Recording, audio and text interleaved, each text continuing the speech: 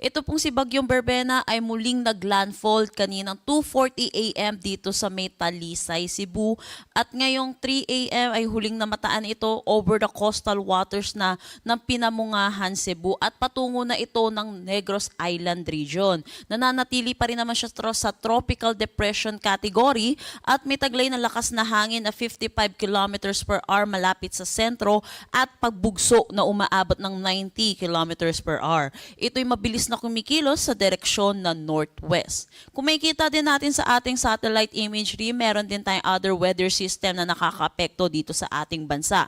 Ito po ang shear line na nakakaapekto sa eastern section ng Luzon. Ito po yung nagpapaulan dito sa Metro Manila at yung mga karatig lugar po natin at hindi po direktang epekto ng bagyo ang nararanasan po natin dito sa may Metro Manila. Yung northeast monsoon naman po natin ay umiiral dito sa malaking bahagi ng Northern Luzon at nagdadala po ito ng mga pag-ulan din lalo na dito sa may Pangasinan. Samantala, dulot ng combined effect netong shear line pati na rin netong bagyo, inaasahan natin ngayong araw makakaranas tayo ng mga pag-ulan. Para naman sa track netong si Bagyong Berbena, yun po, pangatlong landfall po niya dito sa may Talisay, Cebu at inaasahan din natin magla-landfall po muli ito dito sa may Negros Island region bilang isang ganap na tropical depression category. Kung makikita din natin sa ating forecast track, ito'y tatawid ng Visayas bilang isang ganap na tropical depression kaya ang pinakamataas po natin tropical cyclone wind signal ay number 1. Inaasahan din natin mag-i-intensify ito into a tropical storm category prior to landfall or close approach dito sa may Northern Luzon at ito'y mananatili isang ganap na tropical storm habang palabas po ng ating Philippine Area of Responsibility at paglabas doon po muli siya mag-i-intensify into a severe tropical storm category. Sa ngayon, tropical cyclone wind signal number 1 dito sa may Occidental Mindoro, Oriental Mindoro, Romblon, northern at central portion ng Palawan kasama ang Calamian, Cuyo at Cagayancillo Islands, pati na rin dito sa may mainland Masbate. Signal number 1 din dito sa Antique, Aklan, Capiz, Iloilo, Guimaras, Negros Occidental, Negros Oriental, Siquijor, Cebu, Bohol, Samar, Eastern Samar, Biliran, Leyte at Southern Leyte. Para naman dito sa Mindanao, inaasahan din natin yung malalakas na bugso ng hangin, dulot po nitong si Bagyong Berbena at tropical cyclone wind signal number 1 dito sa Dinagat Island, Surigao del Norte, northern portion ng Surigao del Sur, Agusan del Norte, northeastern portion ng Agusan del Sur, Camiguin, Misamis Oriental, northern portion ng Misamis Occidental at northern portion ng Zamboanga del Norte. Para naman sa hangin na dulot nitong si Bagyong Berbena, inaasahan po natin may mga gusty conditions din tayo na mararanasan dulot nitong si Bagyong Berbena at pati na rin yung northeast monsoon natin ngayong araw dito sa Luzon, Visayas, Dinagat Island, Surigao del Norte, Agusan del Norte, Surigao del Sur, Davao Oriental, Misamis Oriental, Lanao del Norte, Misamis Occidental at Zamboanga del Norte.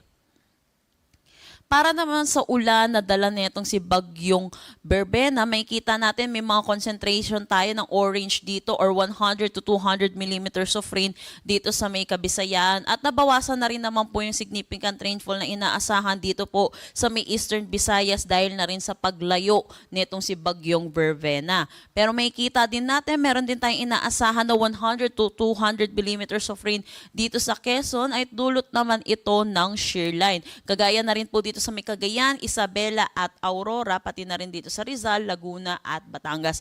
Dulot po ito ng shear line. So yun po, pagdating po dito sa malaking bahagi ng Luzon, shear line po ang nakakaapekto at hindi po yung mismong direktang epekto ng bagyong si Berbena. Para naman bukas, inaasahan natin yun po nababawasan ng significant rainfall dito sa Kabisayaan dulot ng paglayo nitong bagyong si Berbena. At inaasahan po natin posible pa rin ang 100 to 200 millimeters of rain sa may Palawan, Occidental Mindoro at Oriental Mindoro. Ito po yung habang patawid po si bagyong Berbena. At dito, makikita natin lalakas po yung rainfall na dulot nitong shear line. Inaasahan po natin ang 100 to 200 millimeters of rain dito sa may Cagayan, Cagayan, Apayao, Isabela at Aurora. At makikita din natin yung Metro Manila at yung karatig lugar po natin ay makakaranas din po ng 50 to 100 millimeters of rain bukas. So yung mga kababayan po natin, lalo na po sa mga low-lying areas, posible po ang mga pagbaha at mga pagguho ng lupa. Ugaliin po natin makinig sa ating mga local government unit hinggil sa mga posibleng paglikas na kailangan po natin gawin.